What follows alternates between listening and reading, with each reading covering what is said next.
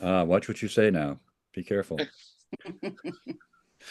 Welcome to our second Saturday Bridge Literary Arts Center extravaganza.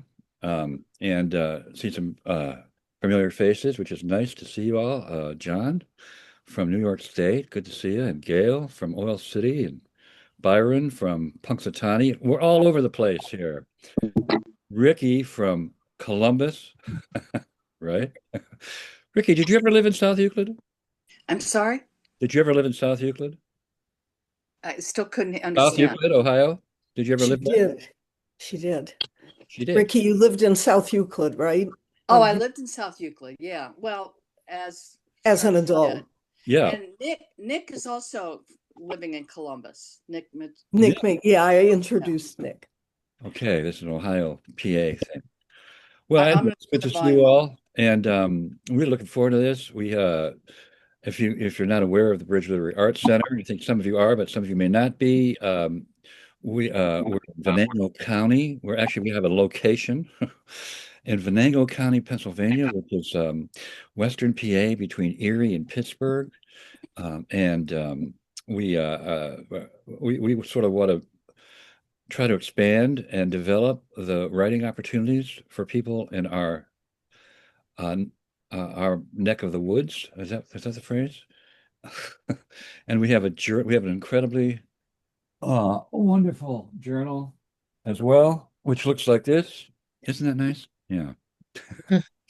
And we've been going on for a long time, having readings, and we're going to open up our journal for submissions very soon. So you can go to our website for that information or email us. But so we're happy to, we kind of want to be a bridge between Venango County and the rest of the world. This meeting is being recorded. Okay. Entree. Oh no. Where'd that come from? Just want to know that Tracy out there in the corner is on our team, and she really is amazing with the journal. And Brady and Hillary, they probably won't talk much because they're both sick, but they're on. That's an advantage of Zoom. They can actually come to be on the camera, but they wouldn't want to be here in person, anywhere in person with their illness. And Cindy Eckert is over there, on the screen. She's also. She and I have been doing it for a long time, doing the bridge for a long time. And so thanks for joining us. And we have two featured readers. And by the way, we have a featured reader in May who's on the screen. Ricky Center is going to be reading with us in May. So we're looking forward to that. And so let's just get going with what we have here. And then afterwards, both readers, and then we'll have a time for an open mic. So if you want to read a poem or a short prose piece, love to hear it, share it. I think I'm going to introduce Charlene is going to go first, who we mentioned South Euclid, Ohio, because we're both from South Euclid, Ohio. And so Ricky did live there. So South Euclid is well represented here. But we didn't know each other in South Euclid, Ohio. Charlene knew my brother. Well, not me, but now we do. And I've discovered she's an incredibly wonderful person and poet. Her new collection is now available on pre-order from Broadstone Books, and maybe I'll put it in the chat when you're reading or something like that, or whatever. But it'll be out soon. But she also has some other books. I'm not sure if this is her first book. This Taking a Walk with My Animal Hat. Oh, it's not my first. Not your first. My third, I think. Third? Wow. Yeah, but this is all the four-legged and winged nations. There are critters. They're all critters. Walking through every poem. Let's walk through every poem. There's another book called Frankenstein, the Gene Wilder version. Frankenstein's Flowers. That's Frankenstein. Get up. And Flowering Bruno, a dogography. A doggraphy. She has poems about dogs, I assume, in that book. Many. And this is the kind of person she is and why we love her. She has a book of criticism on Harpo Marx. Wow. Come on, Harpo Marx. So he's my man. Harpo Marx as Trickster is one of her books. And that's not poetry. That's a critical study Yeah. of a character that never talks, except the last film, right? He doesn't talk in any of the films, but he does. He stopped talking when he was a teenager. When he resumed again publicly, he picked up where he left off in his bar mitzvah speech. Really? I didn't know that. Yeah, I mean, no, Wow. he talked in his private His life. private life, but I thought at the And he very may end, have talked on the radio once. I've heard his voice. Yeah. you heard his voice. Yeah. Wow. And there's like a lot of stories behind that. He got very bad reviews, but a reviewer said he's really great when he doesn't talk. But, trying to compete with Groucho and Yeah, Chico verbally that would be tough. would be challenging. So I think he did well without talking. I mean, he was amazing. yeah, he did. He did. We could just have you talk about Harpo Marx, for 20 minutes if you want. I'd love to. Yeah, I know you'd love to. But I'd have to reread the book to remember. Yeah. Charlene's poems have appeared in many, many literary journals, like the Poetry I'm magazine. at a poetry reading. Thank you. I'm happy. You might, if you want to have a conversation, you might want to mute yourself by when the reading starts. She's received grants from the Ohio and Greater Columbus Arts Council and 2 prizes from the Poetry Society of America. She's a emeritus poet professor from Columbus College of Art and Design. And I don't know if you still coordinate the Hospital of Poets or Ohio State We're University. trying. We Yes, you do do. have, we probably, yeah, we are technically speaking. We're just having trouble to get them to What a good idea.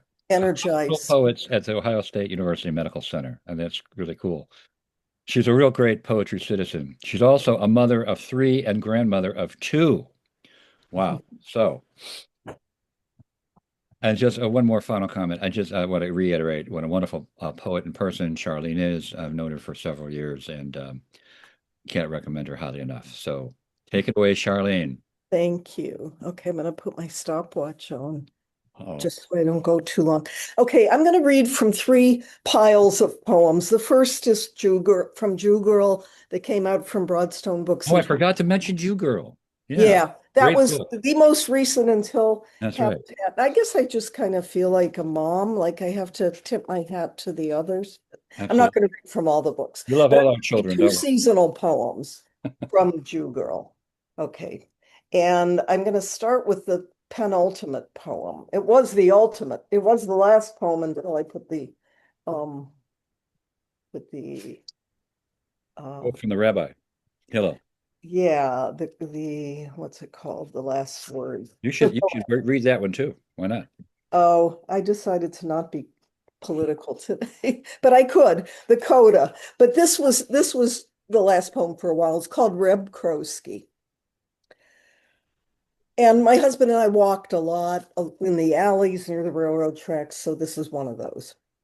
Reb Krosky. Barb says he's crositic, is dovening, a bob for every caw in the bare branches of his February shul, its doors and windows open wide and canting heavenward above alley stones. He can't caw without bobbing, as if spasming forth prayers from his chest, throat, feathers, devotional mind, his wings and reptilian feet helping him balance. Ha! Crow's feet, etchings of joy. Before pausing, then caw, caw, caw, doven, doven, doven, until backyards, a passing train, cat, dog, we walkers foreshortened, are hallowed by this black-cloaked, black-hatted chanter of Midrash, his searing, pitting his searings against gray sky. And I should have glossed before I read, dovening is praying, but often accompanied by bobbing or rocking back and forth. And Midrash is commentary on biblical text. So that's Reb Krosky. I was telling my friend Barb about the poem, and she said, oh, he's crositic when I described. I thought that was brilliant. April Fools. April is nigh. It's March, but soon it will be April. So this is an April Fool's poem. Today is called April Fool's Day, but I needn't know why. I have my own theory. The sun is shining on mud. Long winter, puffy coat dragging, is backing away. The mud is opening. Leaves are checking arrival schedules, branches full of suspense, while fools are stepping forward into spring in a particularly violent time. So much work to be done in the world. And it's the sweet fools, little girls climbing into school buses, doctors and nurses heading straight for rubble and plagues, anonymous artists writing graffiti on barrier walls, those who lean relatively small shoulders against mired wheels, who will do it.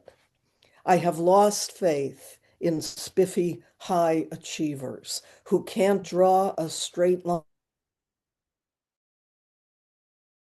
And the partisan are not fools. Fools forget calculators. They smile at the small. They refuse to parse love. Fools are like swallows just before dusk, soaring north, then south, east, then west, making parabolas in the sky, looping over traffic, over peeling bricks and potholed roads with no agenda. They are simply playing. We have to call this playing, or we can call it the alacrity, the daring sweep of fools. And that's painting by my cousin Nora in Winnipeg. Nora Kabrinsky. Google her. Okay, what next? Habitat of Ghosts. Okay, these are some poems from Habitat of Ghosts. Parable of Nails. Whenever I enter a room to dust or rearrange, I find nails, short, fat nails with broad, flat heads. Whoops, I disappeared. Nails of iron, copper, silver, lead, some of a terrible, discreet slimness, not to mention the occasional screw. Somehow they've gotten lost from their cohesive work and have been found by one who wields no hammer, but palms them in her soft fist to make a muffled clink before depositing them into a cup of pencils or paper clips. Wondering now what walls will shift, what floors will quake, what shelves will list. And in this drift and tendency to loosening, what crucifixions now will come undone.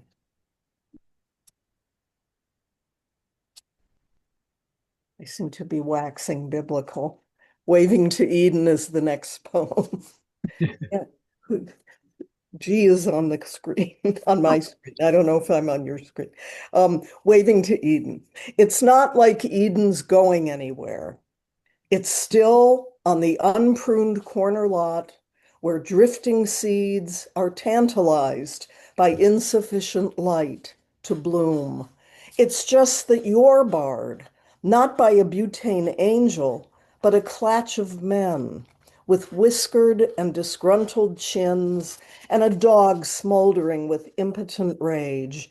So you wave goodbye from blocks away, your handkerchief flapping like the wings of a dove. You may as well be on a railroad platform watching Eden chug away, though the earth can't move. To simple nods, the turning of a head with smile and narrowed eyes, you wave your linen, watching Eden fade. When the heart thuds with pity, fear, excess of love, it's as if the earth moves. Skipping that one. Okay, this is a haunting poem. So it's one of the ghosts in the book. In memory of Eric, my stepson, who passed away in 2006. Today your face flashed on the face of my languid dog. I saw you as a horse or robin sees, but when I turned to look as humans do, full on but lacking faith, you dissolved, young, unspent, your energy retired in the sway of pale curtains, your needs waylaid by sticky light. Your just protest, subdued by shadows, day-driven to dark corners, your wit dispersed in dust. Nor could we greet each other, though you were near and longing to be exonerated, restored, and healed, longing to be seen, as we the living long our many hours, except when made irrefutable by love.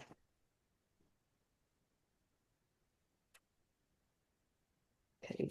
I'm not saying a lot between the poems, but not a lot of yada yada here. But this poem was written, I think, shortly after the pandemic, and it was the beginning of my husband's dementia, but I didn't, in retrospect, I can see that in the poem. Remember this moment. I am sitting on the, oh, he's not in the poem very much because he went up to bed really early, and that was kind of the background. I am sitting on the sofa, 9 p.m., beyond the walls, a winter storm, confused. Late morning snow, then none. Late afternoon, needles of hail. I just let the dog out in shivery rain. My husband has suddenly gone up to bed. We've stairs to climb, alleged good for the mind. A year of hiking and masked outings to drug or grocery stores. At night, we map each aging other across the tundra of a queen-size bed. My dog is hiding his face in the cushion, mad at me for taking him out. I dried his fur with a torn green towel. Am reading now wildly imaginative poems.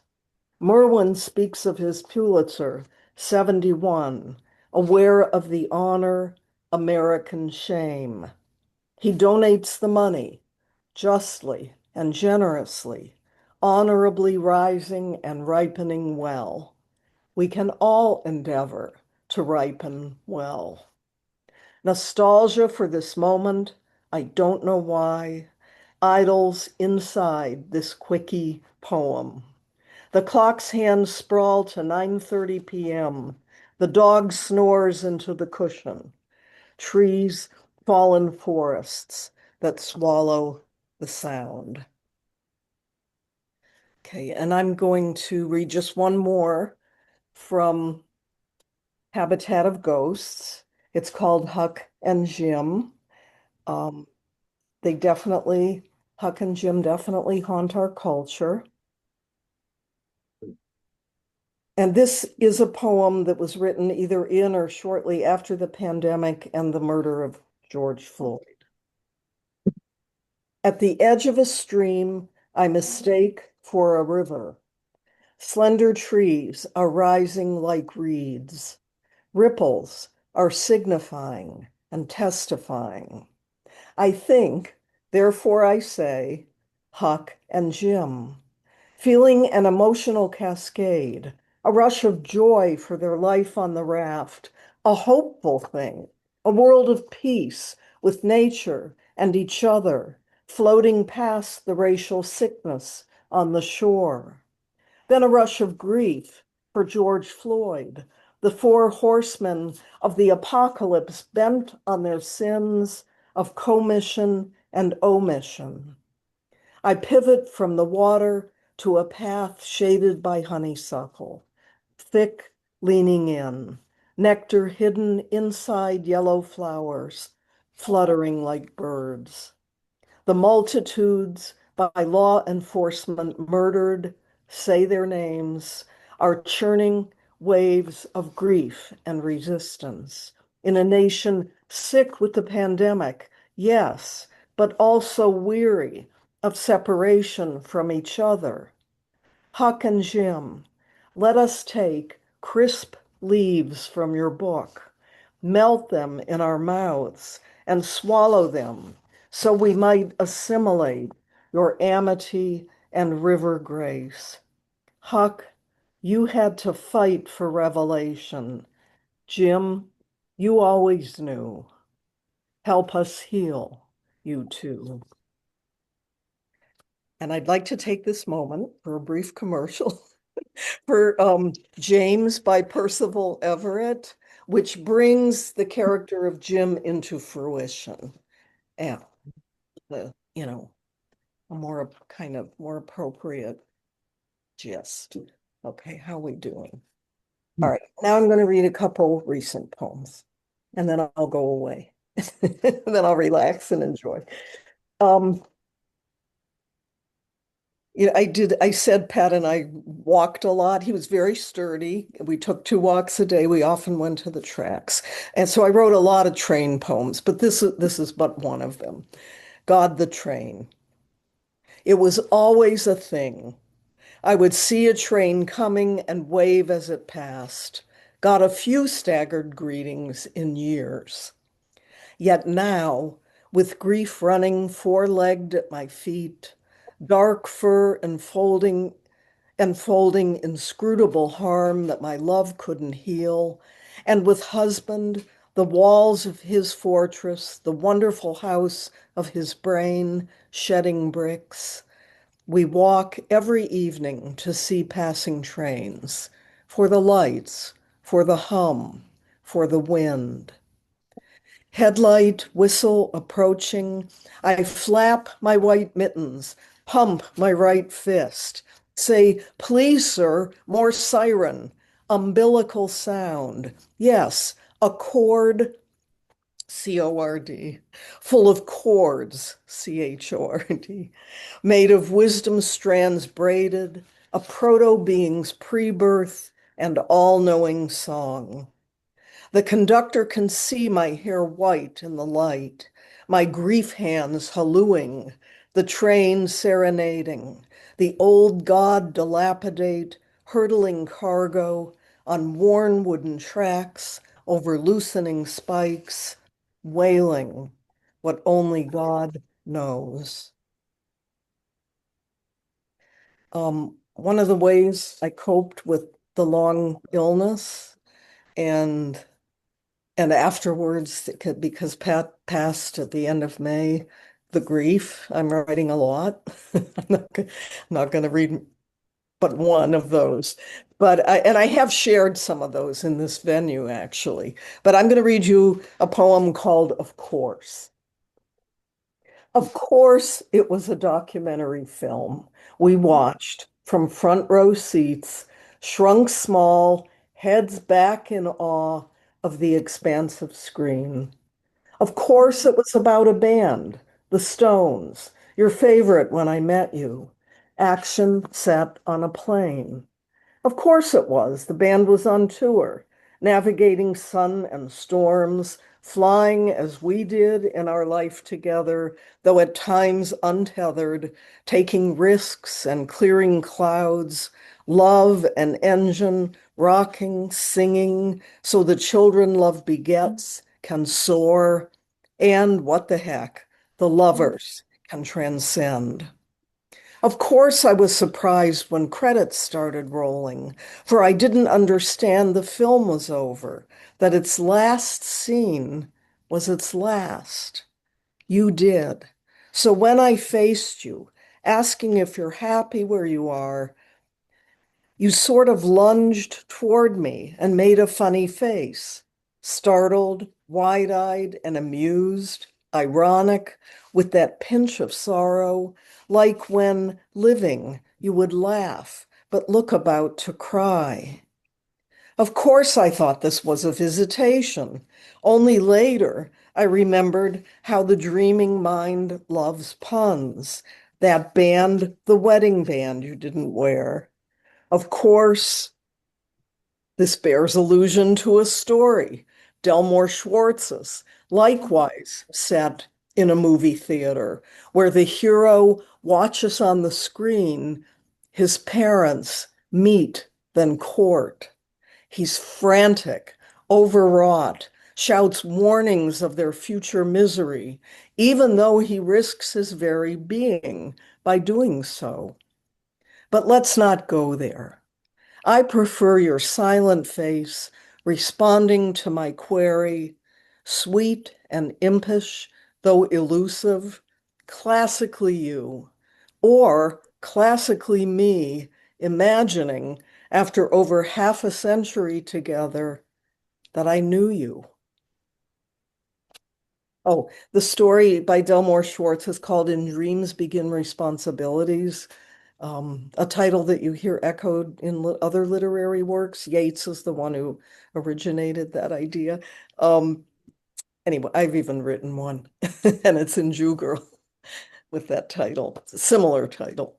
But okay, so is there time for a last poem? Absolutely. Okay, I'm going to read a poem about a baby because we need to be cheerful. We need to cheer ourselves up these days. Oh, that's not it. Okay.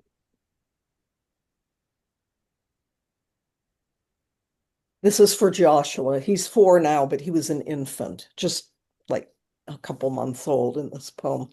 To see a baby work the room. To see a baby work the room at a house he's never visited before, at the end of a long journey, approaching the whiskery man offering entry, who is incidentally his grandfather, to see him floating in the arms of amicable assistants who are incidentally his parents, with the confidence of one adored, beaming at those in the living room, including the lamps. For he is a lover of light, this small ambassador of renewal, who wears wool-footed onesies in the shades of living sheep that prove he is a smart and tender fellow who can be trusted in all matters quotidian and mystical. To see him relax into a new diaper, enjoying the leg and arm jiggle dance improvised for his distraction and pleasure, then have a drink, toasting his admirers with spirits distilled just for him, to see him drowsing, then rising like a morning star, emitting nary a peep, or so it seems to his grandmother without her hearing aids, his nocturnal opinions absorbed by his begetters on blankets and quilts, to see a baby work the room even when he's not ecstatic. Who is always ecstatic? But able to be swayed so is to taste sweetness while we make our way through brambles, astonished by the circuitous paths that led to this plump berry, bearing heady hope. The end. Thank you for coming and listening. Oh my God. That bad, huh? Terrible. John Fantastic. Burroughs. I Wow. don't. Thank you so much. That was so good. Oh boy. And that last poem just I that have a was- 1-year-old. Wow. It wasn't sentimental then, or it was okay, sentimental but okay. You know, Whatever it was, I don't care what it was. It was fantastic. I don't know what you call it. Yeah. It was totally beautiful. Totally beautiful. And totally a poem. He smiled at the lamps. Not just that, though. What a wonderful reading. Thanks so much, Charlene. Thank you. Thank you. Thanks for having me. Wow. Yeah. Yeah, great poems. Thank And you. they're going to be on recorded on YouTube pretty soon, so we can hear it again and you can send it to your Oh, friends. is this? Oh, that's right. It did say that. And I clicked OK. Go good. And you said be careful. Careful what you say. I think Yeah. Brady's going to take over now. Are you not? Are you okay? Are you feeling okay? Right? Yeah, I can pull it together for a minute. It feels that way, doesn't it? Yeah. Thank you, Charlene. That was wonderful. Thank you. I'm looking forward to hearing you. Well, I'm just going to introduce our next reader, actually. Our next reader is Garth. A lot of us know Garth. Oops. I know Garth pretty well. I think we've been friends for probably almost 20 years now. We both grew up in southern Venango County in the greater Clintonville area. And as Phil can attest, southern Venango County is wildly different than central or northern Venango County. But Garth, like I said, grew up in rural western Pennsylvania. He moved to Pittsburgh in 2008 after dropping out of college. And the jobs that he worked around the city inspired him to start writing autobiographical fiction. He acquired a commercial driving license in 2018 and traveled extensively as an over-the-road truck driver.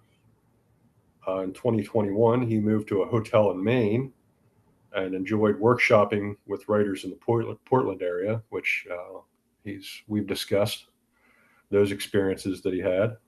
He moved back in 2023. He's had short stories published in the Blue Lake Review, Potato Soup Journal, the Watershed Journal, among others. Last year, he worked on our Bridge Lit Journal with the Bridge crew, Cindy and Tracy and Phil and I, among some other people. He's still a truck driver, and he's currently working on a novel, which I have had the pleasure of being, I guess, a beta reader for some of the chapters over the last few years, and it's going to be something. So I'm not sure what Garth's going to read today, but I'm sure it's going to be good. Thanks. Can everybody hear me all right? Yep. Cool. It's really weird hearing the stuff, someone else read stuff that you wrote about yourself in third person. I find that surreal and odd. I'm going to read 3 really short pieces. 2 are standalone, and 1 is a little excerpt from the novel I'm working on. This first one is called Loss Prevention. She came in the door and said, "Those kids out there are selling T-shirts for $1,000. It was early evening in the summer and still hot. Diesel fumes from the city buses on the street followed her inside. I looked up from behind the checkout counter where I was stocking cigarettes and tobacco and said, 'What?' There weren't any customers in line, and she was the only one around. 'Those kids out there are selling T-shirts for $1,000, she said again, and sidled up to the counter opposite my cash register. She pointed out the door, and I craned my neck to see a gaggle of pre-teenaged kids loitering around a bus stop. 'That's a lot of money for a T-shirt,' I said, and checked the time. The drugstore I worked at had 2 entrances. We closed the 6th Avenue entrance at 5 o'clock, and I was waiting for the manager to come lock the door and take my cash drawer. 'I could never afford something like that,' she said, and leaned over the counter on her elbows. She wore a worn-out knit cap despite the heat and a sweatshirt with frayed edges and holes in it. Gray hair stuck out from under her red cap. 'Well, they must be really nice shirts,' I said.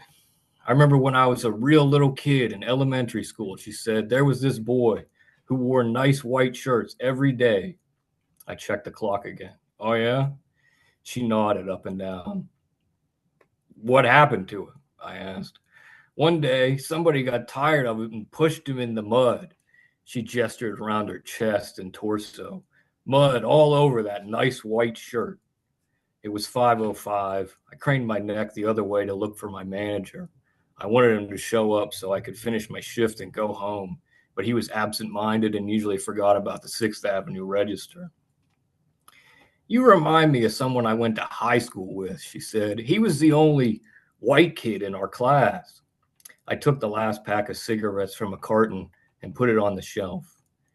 'Everyone called him Shaggy,' she said, 'because he looked like that character from Scooby-Doo.' I crushed up the empty carton, tossed it in the trash, and said, Is that so? We were good friends, she said and smiled wide. 5 minutes went by as she told me about her friend from high school. I knew the manager had forgot about me. I picked up the intercom phone and over the store's PA, I said, "Manager to the 6th Avenue entrance," hoping to coax him out of the office to get my till. The woman's expression changed. She had been talking excitedly, but now her eyes, cloudy and vacant from untreated cataracts, turned sinister and piercing. Her voice dropped to a menacing whisper. What was that? We're closing this side down, I said. I need the manager to take my drawer. I worked at a busy store downtown. We had a lot of shoplifters, and the woman knew this. You just made a sneaky phone call on me, she said. You just called security, didn't you? You little motherfucker. In my memory, she says that part in slow motion. You little motherfucker. I'm a customer, she raised her voice. I come in here to buy something with good money, and you call security on me? We're closing this register down. I took a step back, that's all. Come out here. She began looking for the door to get behind the counter. Get out from behind that counter. Just then, my manager arrived to unlock the cash drawer. Sorry I'm late, he mumbled, detached and indifferent to the situation unfolding. I want to talk to you about this man, the woman pointed at me. He accused me of shoplifting. My manager stood a head taller than me, and she had to look up at him. Oh no, he waved his hand. That call on the intercom was just to get me out of the office. The woman looked at him, blinked, then turned back to me. Nothing sneaky. I put both hands up. I swear. The woman looked me over as my manager punched his code into the monitor above the register.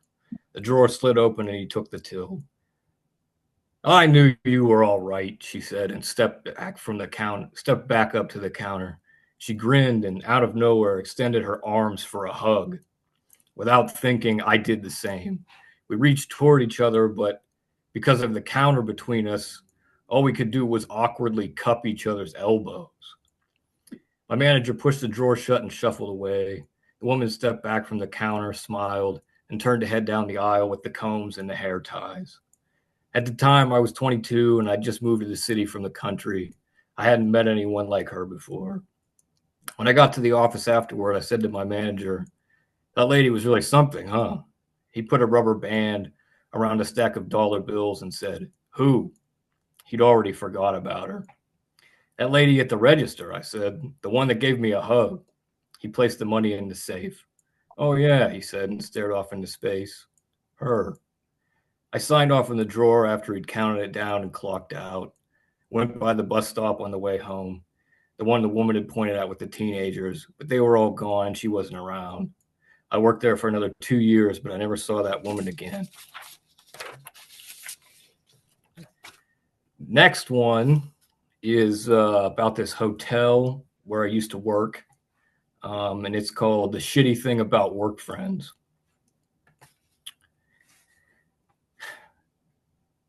Bertha had at least 40 years on me, but the day the hotel was short on housekeepers and I got bumped from maintenance to help her clean rooms, I remember breaking a sweat as we vacuumed the carpets, put sheets on the beds, and scrubbed the toilets. I struggled to keep up. We ate lunch outside that day. She had the wiry frame of a lifelong smoker. She ate one of those Little Debbie honey buns, drank a can of ginger ale, and chain smoked Newports. She was all nicotine and sugar energy. I never asked the maintenance men for help if there's no shit and it's just paper, she said about clogged toilets. If it's just paper down there, she put her cigarette in her lips, stacked one fist on top of the other, and jerked them up and down like she was working a plumber. I just take care of it myself. Management thought we worked well together, so when Bertha got a special assignment to deep clean the carpet in a room where a long-term guest had cats, they sent me along to help. We picked a vacuum up at a cleaning supply store and she marched it into the room. She always wore jeans and a t-shirt and had kind of a sauntering cowboy gait when she walked. We both wore blue bandanas to keep our hair back, and she joked that this made us look like brother and sister, even though she was black and old enough to be my mother. She sat down cross-legged on the floor, organized the cleaning chemicals in front of her, and read aloud from the instructions. This says, Let the enzymes dwell on the carpet for 30 minutes to wake the bacteria up so you can kill them. She looked up from the manual and said, that sounds like some serial killer shit. For 3 days, we scrubbed the cat piss stains, ran the vacuum, and inhaled chemical fumes. When we were done, I thought I'd never seen a carpet so clean. But when the housekeeping manager did her inspection, she said it still smelled like piss and decided to replace it. I had to go back a week later, tear out the carpet, cut it into sections, roll it up, and throw Bertha's labor and effort into the dumpster behind the building. Bertha got her ginger ale from the vending machine in the guest laundry room. It ran out one day, and my boss, the maintenance manager, took a key from his ring and handed it to me. There's more Canada Dry in that room beside the boiler room, he said. Get some and restock the machine for Bertha. I restocked the machine, but then I went and made a copy of the key. I gave it to Bertha and showed her where they hid the soda so she could sneak in there and pilfer it like the maintenance guys did. You don't have to do that, she said. I knew she was religious, so I said, well, Bertha, I'd rather teach a man to fish. When the old housekeeping manager quit and they hired a new one, she made a rule that the housekeepers weren't allowed to wear any kind of colorful hair wraps that weren't for religious purposes. The hotel didn't have uniforms, and she said it made them look unprofessional. Bertha's bandana would have to go, but the rule only extended to the housekeepers. No one said anything to me about mine. I stopped wearing my bandana, and when Bertha asked why, I told her, I'm not going to wear mine if you can't wear yours. She beamed with pride at what she considered an act of solidarity. But for some reason, that just made it feel hollow, and I wished that I'd done more. When Bertha retired, we got to have cake in the break room. I was the only maintenance guy there. Most of the housekeepers that day were new hires for the busy summer months, and they didn't know Bertha or why her career should be celebrated. Bertha, Terry, and Shania, the three most senior housekeepers, stood in the corner and talked about dailies and full room turnovers like it was any other shift. The new girls stood along the walls and ate their cake in silence. Bertha didn't give a speech. When it was over, everyone left their plates on the plastic fold-out tables and filed out to go back to cleaning rooms. I started to collect up the plates and throw them in a trash bag. Bertha had been given a half day, but she stayed behind to help clean up after her own retirement party. A couple weeks went by. Work wasn't the same. I wondered how Bertha was doing and what she was up to. I knew that she had a sister she lived with. I knew that she liked horror movies, but I didn't know much about her life outside of work. This was back before retired people really used social media, and I hadn't thought to ask my 65-year-old coworker for her phone number so we could keep in touch. I think part of it was that I was afraid, outside the context of our job, we might not have much in common. Sometimes the shitty thing about work friends is you don't realize they're your friends until they're gone. And then this one here is a real short excerpt from this novel I'm working on. And I started writing the novel, and I didn't want the narrator's parents to be involved in the book at all. But I got to a point where I realized that they need to be there. And it's autobiographical, but I didn't want to just put fictionalized versions of my parents in the book. So I made his parents into different versions of kind of who I am and who I think I could have ended up becoming. So his mother's an over-the-road truck driver, and his father is a failed academic with a lackluster career, failing marriage, and a drinking problem. In this scene, the narrator is taking a fold-up mattress to his father's college office. The campus where my old man taught economics was a 30-minute drive through farm country once you got off the interstate. Most of the farms only had one or two gaunt cows that stood on hills or by crooked streams, but right before the hill that overlooked the small university town, there was a farm on the right that had a livestock barn crowded with animals. The methane smell from the cow shit filled the car when you drove past.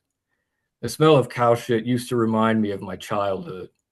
Before my parents split up, we made frequent trips to my aunt's dairy farm. This was when I was still in elementary school. I remember riding down a long driveway in my parents' minivan, and grain silos appearing above the trees. We went there a lot in the summer. When you stepped out of the air-conditioned vehicle, you were wrapped in a blanket of humid cow shit air. Maybe just because we were still a somewhat functional family, I found it oddly comforting.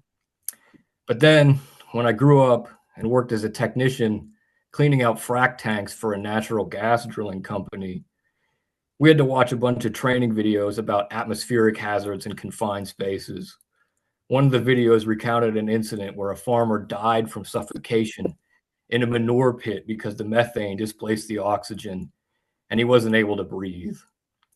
My pleasant childhood memories vanished once I learned that enough shit can actually kill you. The university to the hill. Students in winter coats bustled about on the sidewalks, and I drove down Main Street toward campus. They ducked in and out of the coffee shop and the only restaurant. During the school year, the student population more than doubled the population of the town. I parked behind the economics building and called my old man from the car. He sounded surprised on the phone. I have class in 5 minutes. You told me to come today. Just bring the mattress to my office, he coughed in frustration. I'll leave the door unlocked. He hung up before I could respond. And then there's a long passage here that details the difficult time that the narrator has finding a place to park and getting the mattress into the building with his father's office. So skip that. And then now he's in the office. My old man had been an academic all his life, but he dressed like a lumberjack for some reason. He wore a red and black flannel shirt and jeans with 12-inch heel logger boots. He had shaggy hair and a beard flecked with white and gray. He was asleep when I entered his office. I held up the mattress when I walked into the room. Where do you want this? He woke with a start, and his feet fell from the desk. He bolted upright and blinked hard to bring his eyes into focus. Over there, he waved toward the picture window on the right side of his office. He didn't have a bookshelf, and all of his books were in piles on the floor under the window. On the other side of the room, a half-dozen cardboard boxes sat stacked against the wall. The boxes on top were open, and I could see an electric cooktop and some pots and pans and an electric kettle. I put the fold-up mattress next to the book pile. Old man, what the hell is this? He winced and said, Trouble in Paradise. Did Claire kick you out again? I don't feel like going into it. He rubbed his temples. Can you give me a ride? Where's your car? He nodded toward the trash can behind his desk and said, It would be better if you drove. I cursed. I craned my neck to look over the desk. The trash can was full of empty beer cans. I cursed. You realize I used a sick day to come up here. And I appreciate that. He stood up and walked out from behind the desk. And someday, when your marriage is falling apart, I'll take time off work to help you out. You know I'm not married, I said. He slapped me on the shoulder and said, Let's try to keep it that way. That's what I got. Wow, I bet your parents are happy you changed this. Yeah. I think they're going to be excited when they read that. Wow. Maybe we'll have them on this, read it on the screen here and maybe we can see their reactions. Yeah, well, you read the second chapter. That one's even worse. I can't wait. Wonderful reading, Garth. Really wonderful. I always love hearing you read. I think you have such a great reading voice as well. Thank you. I love listening to your stories. So, wow, great readers. And perhaps some of you brought something to read and share. This is the open mic time of our show. So, first person to put up their right hand. All right. John. Is that you, John? Well, hello. And it's so nice to hear you read, Charlene. Oh, thank you, John. You're We're welcome. going to do just one poem or one short prose piece so we can have time for, as many people as we can course. allotted. So I'll read a little bitty poem. And also, it was nice hearing you read also, Garth.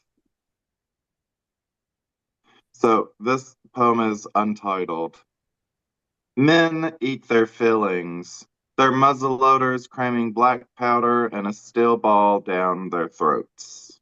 And that's that poem. It Well, it was a happened. little itty bitty poem. Could you read it one more time? One more time. Read it one more time? All right. Yeah. Men eat their fillings, their muzzleloaders cramming black powder and a steel ball down their throats. Wow. Wow. Thank Explosive. you. Explosive. All right. Who's next? Oh, Byron, you got your hand up there. Okay, this is Byron Hoot. Wonderful poet, I can tell you that. Go ahead. Don't let me down. This is comprehensive expansion.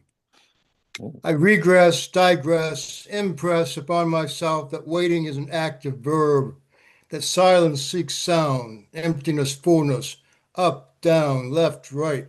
The four cardinal directions form a circle of life. The cross goes up and down and across. Intersections are a joining. I need you, you need me, that nothing exists in a singularity, not even a hillbilly monk on a hillside in Pennsylvania in a home he mockingly calls a monastery. I digress, I regress, I'm a lovely freckin' mess who finds angel feathers all the time anymore. I am you and you are me. Smile, brothers and sisters, smile.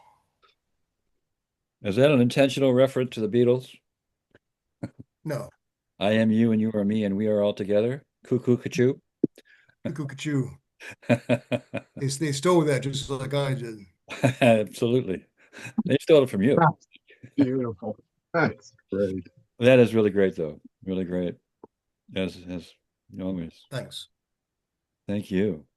Okay. Who else? Okay, Nick. Wonderful.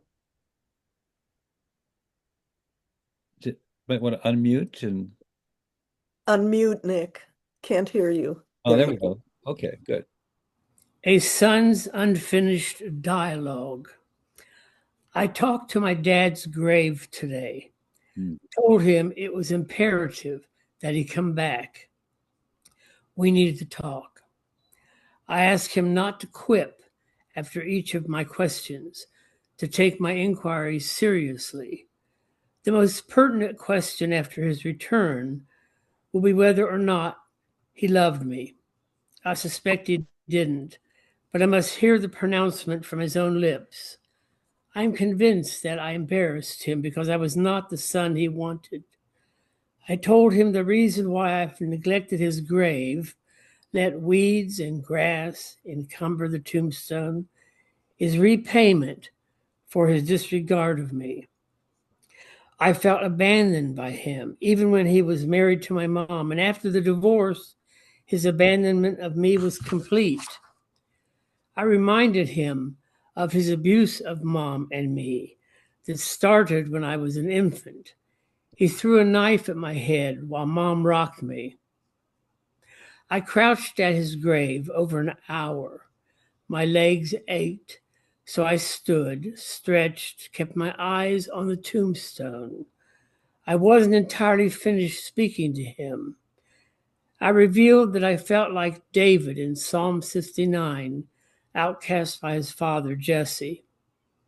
I said to my dad that it was impossible for him to redeem himself, insisted that he appear again, look me in the eye, and listen to the sound of ruined self-esteem, the sound of a child weeping, the sound of an adult begging for a final conversation. Thank you. Wow, thank you so much for sharing that. Very powerful, very intense, and very moving. Thank you so much, Nick, for reading that. Okay. Fred's hand was up. You are. I'm sorry. Oh, Fred. Okay. Yeah, hi. This poem is called Spring Moon. Don't let this moment pass unattended. Don't let the spring moon march down the sky alone. An owl is calling from a fair oak branch. She is calling you. Don't let the river journey unaccompanied. Put aside your thoughts, let your mind ripple like the river. The sun will be waking, he will require your presence for his long, high arc in tribute to the earth. Don't let the lark take wing without your witness. She will fall if you, godlike, avert your eyes. She will never sing again if you are unwilling to listen. Don't let any single moment lose your attention. If you turn away, all creation will fail. And when you return, you will wonder why you, like the falling spring moon, are completely alone. Thank you. That's reminds me that spring's coming. Oh, thanks for that. There's a great wise guy from long ago who said that the world is created just for you, and it says that to everybody. And that poem reminded me of that. Rabbi Nachman said that. Charlene, you might know who that is. Wonderful old Rabbi Nachman. Thanks so much, Fred. Okay, Gail. Hi, Gail. I think you're muted though, Gail. Yeah, I had to find the button on the big screen. Families, there's a nice theme of families running through a lot of the poems today. So I'll do a poem about family as well too. When I was young, my grandmother had parakeets. She kept parakeets in a cage, and this is about her parakeets, Pretty Boy and Pretty Girl. Pretty Boy and Pretty Girl, the name she gave them. The parakeets caged in her kitchen with their iridescent bibs to catch their shrill mutterings. Just grandmother with the two birds for company in that big tight house.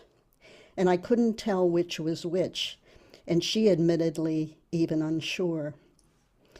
At night they'd tuck quietly beneath the floral cage cover she'd sewn to match the one for the toaster and the curtains over the sink. One morning in late summer, the window must have been open, and the cage door too. At least that's how she described the situation, a getaway.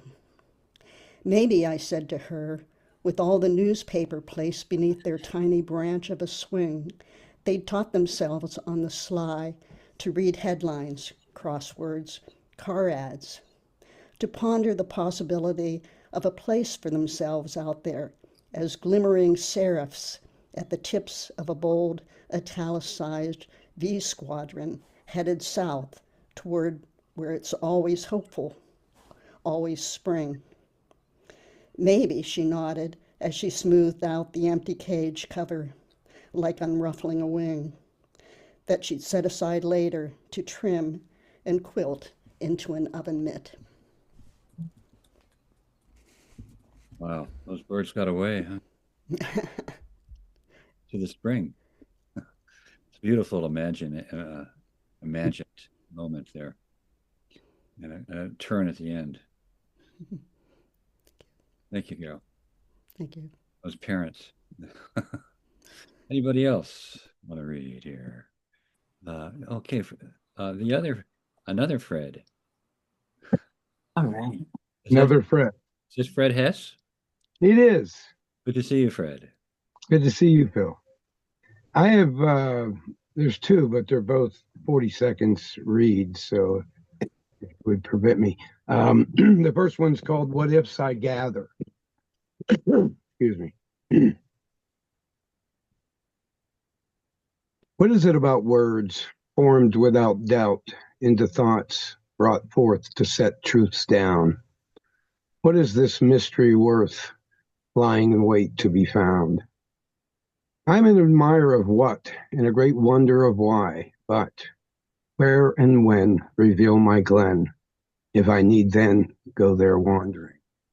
How then they come, the words that matter, and oh, what ifs I gather, as tear-filled fears do scatter, while I kiss the sky. Next one is, in the reading of a telling, a meaning is sent the moment it strikes, despite what is meant by the author who writes. In this mystery of serendipity, sacred bonds are made, and tortured souls, once afraid, set themselves free. For the willing, since the yearning of the yelling, in a reading or a telling, a soulful meaning was always welling. Long before decree, men birthed mindful ken this nascent liberty. So it has been, so it'll always be. Thank you so much. What a joy it was listening to you, Charlene and Garth. Yeah. Charlene, you touched my very soul with that last piece. I have a 1-year-old grandson, and I felt you made me feel deeply. Thank you. Aw. Thank you. Fred, what wisdom you have in those poems. Yeah. Thank you so much. Also. Yeah. Thank you. Okay. Anybody? Okay. Linda, how you feeling, Linda? Can you hear me? Yes, we can. Oh, that's great. Well, I'm in the hospital, you can see, with my oxygen on. And I thought I'd write 2 little things this morning. And feel free to laugh if you want to. Okay. Okay. Well, I'm trying to get yearning to urinate. Never thought I'd be praying to pee. Just sit down and do it. But here I am. Can't read nothing comes out. Not a UTI, huh? No, I'm just not making any urine. I don't know where I'm supposed to find it. I'm unable to breathe too, so how those are connected. Give thanks, friends, every time you pee. No kidding. Say hallelujah when you have a stream. Hubby pees like a horse. I pee like a piece of paper. I turn the water on, thinking that will help. I think of the vast ocean and many waves churning, swash, washing, Niagara Falls coming down, but to no avail. Give thanks. Out the window, the St. John's River flows, but they say it flows backwards, so that's not helping me much. I envision little ants marching inside of me with buckets on their shoulders, coming from the well to the pea place, water the garden, rain streaming down, dump the buckets, storm clouds opening, water balloons exploding, Andy Williams smoothly crooning, moon, river, wider than a mile. How do you like that? Liked it. Wow. Sorry if I got too loud. Sorry. No. I get excited about thinking about peeing. Okay. No, we're never going to see in the same way again there. Hallelujah. But this other one's really short, and I know you recognize this place. Old line, retired, but this is an old line from grad school. You really should go with a ride. You really should go on a ride with me on a long highway in March when the inarticulate rain is stranded on the redness of buds. Oh, how I long to be there, cruising from home to school, to the post office, to the newsstand, back home to do laundry and work on papers. The dog's nose between the curtains at the window, waiting for the kids to come home, wondering how I'll survive another month with little money. Calendar says it's almost spring, but at 31, I'm ready for summer. Interstate 80, always busy. But that has nice views. Gliding along, speed limit 55, as I wonder where this is all leading to.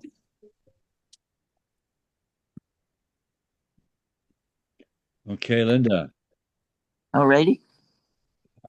Thank you. I really appreciate this reading today. It's just the highlight of my stay in the hospital. The least painful thing. Wow. How much longer do you have? Do you know?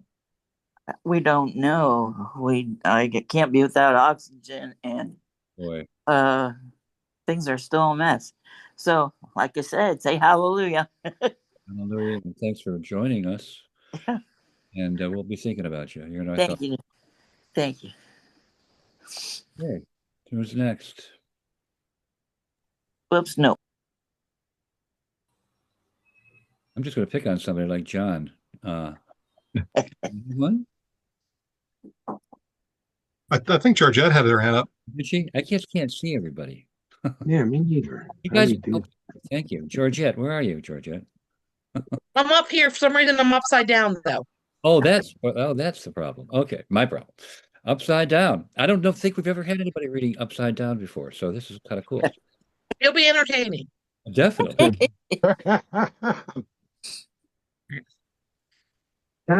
Excuse me, I'm just getting over a mess. All right. We all know how the poem goes, but too many didn't care. Now our neighbors are facing woe, and leaving home is something they don't dare. They came for those who sounded off, then with a difference in how they love, followed by those with a different God, and so many more they thought they were above. Prices went through the roof, troubles rate soared, people's future poof, and wealth was built for the board. This is what they voted for, an excuse to kill the poor. Wow. Oh, okay. That's timely. Very timely. Yep. All right. Who's next? It's just crazy. I just love watching you read upside down. May I ask why you're up? How did that happen? Yeah. I have no clue. I am Are you not on your phone? It's on Nope, a not my computer. phone, my computer. I'm clueless. It's on a computer. It's Yeah. okay. Yeah. Nevertheless, I think it's cool. It's like circusy. It's circusy. Are you in Australia? So you're just sitting on the other side of the earth? That's a No, thought. but usually when I use Zoom, I'm at our women's meeting and we never post people's faces because privacy. So I'm wondering if that has something to do with it. Maybe. Is it possible that the screen flips like on a phone where you can flip the screen possibly? And somebody flipped it? Yeah. It's possible I did that because I have no idea what I'm doing. It's if you have a command at the top that says view, sometimes you can rotate, but there's not with Zoom. It would I be. love how we're all trying to troubleshoot this. Google it. I'm imagining you're on a trapeze. Turn it off and turn it on again. Oh, that'll fix most problems right there. Turn it off. I think she should keep it personally. It's striking. Anyway, who's next? John. Are you getting dizzy with so much blood going to your head? No, I don't know if she's actually. Oh, that's not why I get dizzy. Ricky, did you raise your hand? Ricky, did you raise your hand, Ricky? You're muted. You're muted, Ricky. Well, I unmuted for my stupid joke, but I'll be muted again. All right. Okay. Does anybody want to share a poem? Okay, John. See, John's taking my cue. This is My Wife, the Tea, and the River. I stare across the Allegheny River, holding the mug of tea my wife made before I left, to stare across the water and think of how she hugged me from behind and said, "Have a good time." I think about the river, which is only a context. It is and is not the water. This water will flow away and become the Ohio River. My body is both me and not me, too. It is passing the way water passes to the sea. It's good, I think, to stay focused on my wife and the tea and the river. Absolutely. Read close. In that order, probably. Anybody else want to read something? I have one. It's short and well, let's see if there's something you hasn't read so far. Let's see if absolutely. I thought you were looking for additional time filler. That's all right. That's okay. Cindy Eckert. All right. Hi, everybody. I was waiting to make sure everybody else got to go before I took time up. But 2 days ago, my husband and I had a reason to go back to Slippery Rock, where I went to college. And we walked the whole campus and did a whole big reminisce, went to my dorm, this and that. And it was really a great nostalgic moment. And so I thought I would read this poem called Homesick, which is how I felt when I went there. Yeah. But 2 days ago, I was homesick for being back there. So life is funny like that, isn't it? Yeah. Okay. Homesick. That first weekend at university, I couldn't eat. That self-conscience about going to the caf alone. My roommate connected to her boyfriend as though they were twin popsicles and just as quiet. I rode the Greyhound home the next Friday, rushed straight to the bathroom, relaxed at last, changed into jeans, headed down to the barn where I hugged my horse a long minute. Saddled up and trail riding into the woods till the old ship captain's bell rang us in for dinner.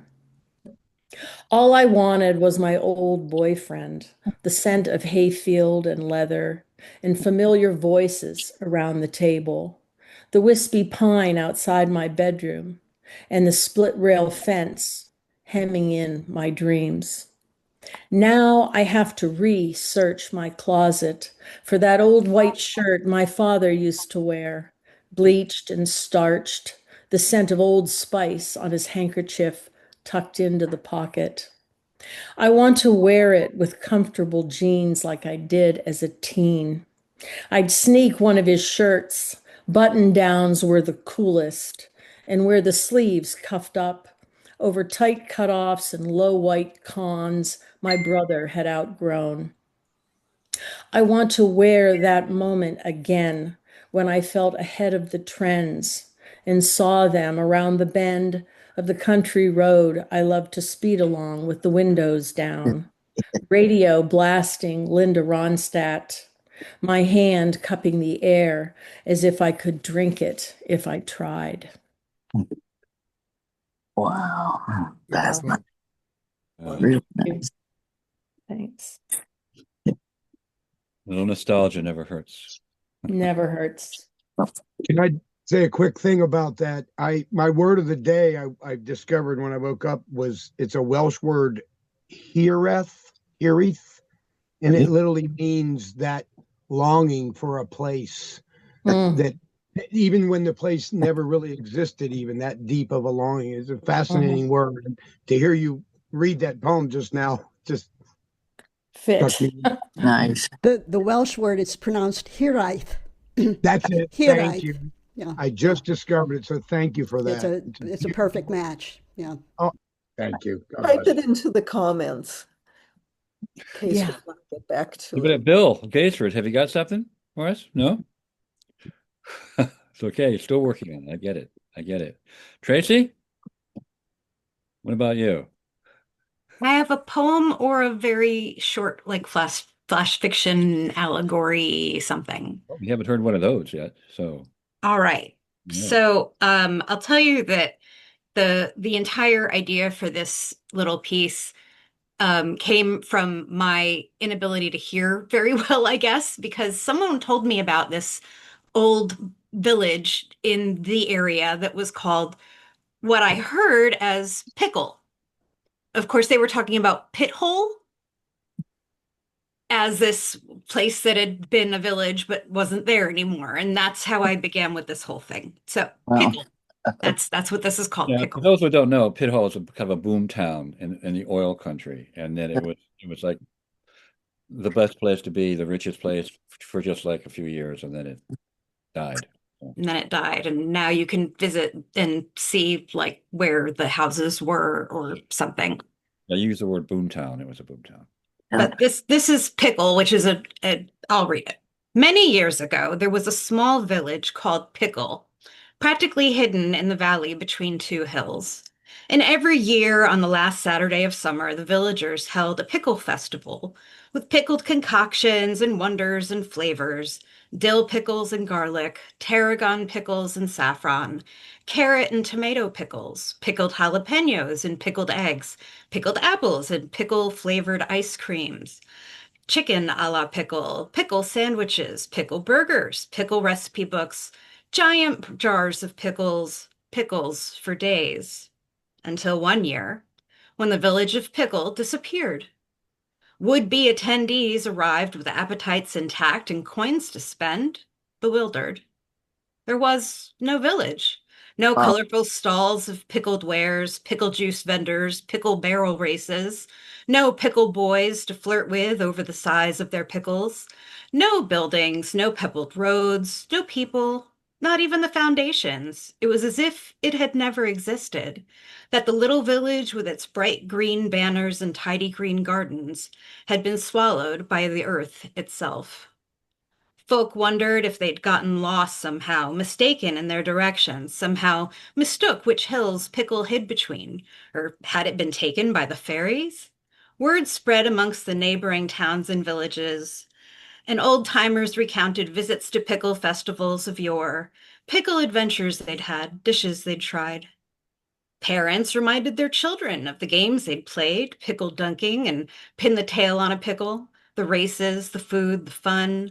But the children laughed and said their parents were making it up, that they had never been to any such place, that the elder folks had big imaginations and were dotty, as old folks get, and therefore untrustworthy. Those who went looking through their pantries for evidence, old pickle jars, recipes, came up empty, unable to locate the items they could have sworn they had. And as the years went by, the place where the village of Pickle had supposedly stood remained a place haunted by memories lost, a dusty, unhallowed hollow, until it was reclaimed by the trees and vines of the neighboring forests. Did it ever truly exist? No one else remembers Pickle anymore, except me. And when I'm gone, these words will be all that remain to remind you. The village of Pickle is gone, but the pickles remain. The next time you have a pickle, salty, sweet, piquant, juicy, remember, pickles must have started somewhere. Why not there? Thank you. No kosher pickles, though. Okay, I think that's. I'm going to end this with a poem, and it's not a happy poem, but we're not in a happy time. So, but we're happy gathering, which is important. This is. Do you remember Renee Good? Yes.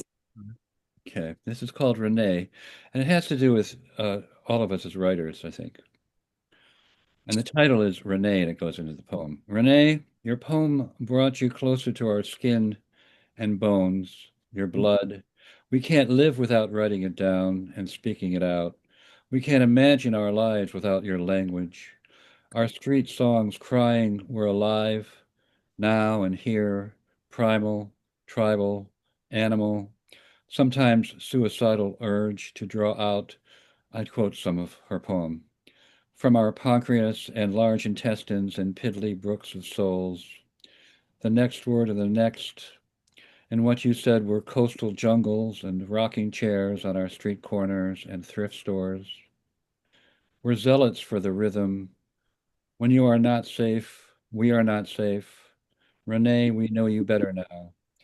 The way all of us word creatures know each other and how we suffer our syllables. And no matter who we are or where we're from, we're citizens of the same universe that knows no borders. Our only passports are our souls and lungs and tongues. We share our breath and heartbeat. We celebrate our voices. We're married in our language, in our sorrows. We mourn our martyrs. Our words are our protest. On your way home, dropping off your son to school at 34th and Portland Avenue, 6 blocks from George Floyd, and we remember your last words. We shall repeat and burn with permanent marker on our protest signs and tattoo on our hearts. That's fine, dude. I'm not mad at you. Wow. So let's just remember to keep writing and speaking and sharing. And thanks for joining us. And our next second Saturday is April. Right, this is March, April. We're going to have two fantastic writers. Karen Wyant, who lives in upstate New York and is a wonderful bridge person. She's been to other things we've done. And Patricia Wesley, Jabba Wesley, who is from Liberia originally. And she lived through some civil wars in Liberia. And now she teaches in Penn State Altoona. And she's been a good friend for many years. And she's going to be reading, not to be missed. Phenomenal. Do anybody know Ricky or Patricia? Fantastic poet. So, and also look for our open submissions, which are coming out as soon as our tech whiz Hillary Buchanan gets it together to put it on our website. Okay, thank you so much. Thank you, Phil. Thank you, Phil. Keep in touch, and we'll let you know when the YouTube is ready, I suppose. Or you could check us, and we'll put it on Facebook and on our website and everything else. It'll probably take a few days, but it'll be there. I figured out how to do it. All right, take care, y'all. Take care.